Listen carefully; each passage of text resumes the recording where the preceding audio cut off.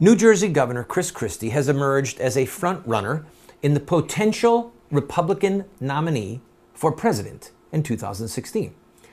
He is already in the hot seat because some of his staff, as a political payback to the mayor of Fort Lee, New Jersey, they shut down lanes going over the George Washington Bridge and caused a massive traffic jam. This is what Governor Christie had to say. I come out here to this office where I've been many times before, and I come out here today to apologize to the people of New Jersey. I apologize to the people of Fort Lee, and I apologize to the members of the state legislature. I am embarrassed and humiliated by the conduct of some of the people on my team. There's no doubt in my mind that the conduct that they exhibited is completely unacceptable and showed a lack of respect for the appropriate role of government and for the people that we're trusted to serve. Two pieces to what I want to talk about today. The first is, I believe that all of the people who were affected by this conduct deserve this apology, and that's why I'm giving it to them. I also need to apologize to them for my failure as the governor of this state to understand the true nature of this problem sooner than I did. Well, his apology, which I believe was heartfelt, begs a few questions. Did he know that this was going to happen? In my imagination, there's no way possible he could have known, because he would know that it would come out and he would look like a vindictive little tyrant. And wanting to be president, as it appears, I don't believe that he would have risked his presidency on a small political payback involving closing down some lanes. Well, that says, all right then, what kind of people do you have around you? You have people around you that are that petty and that vindictive that they would abuse the office that they hold as a result of their closeness to you? Well, that means he might have poor judgment in who he has around him.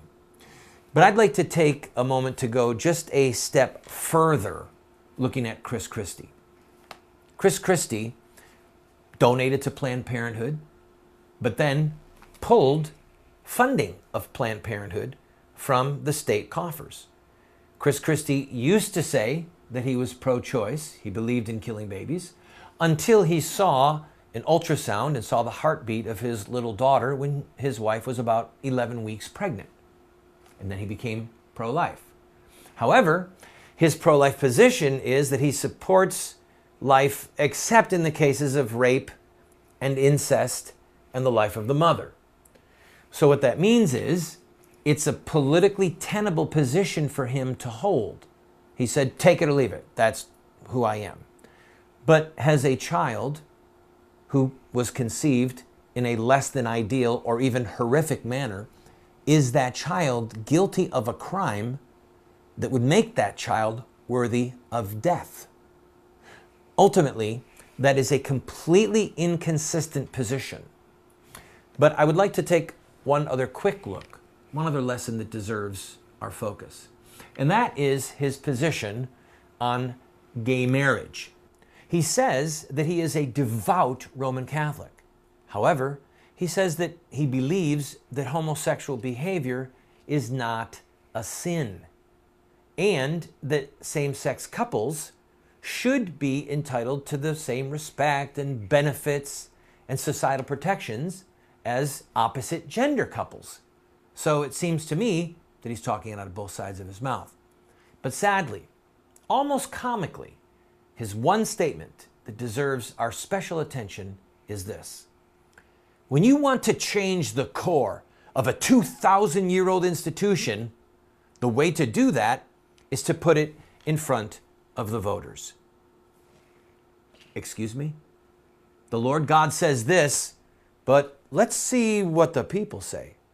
Jesus says this, But let's put it up to the voters. Mr. Christie, the commandments of God, the definition of marriage, they're not up for popular vote. There is a God who is king of the world, who gave us his law. Our duty is not to vote to overturn it. Our duty is to obey it.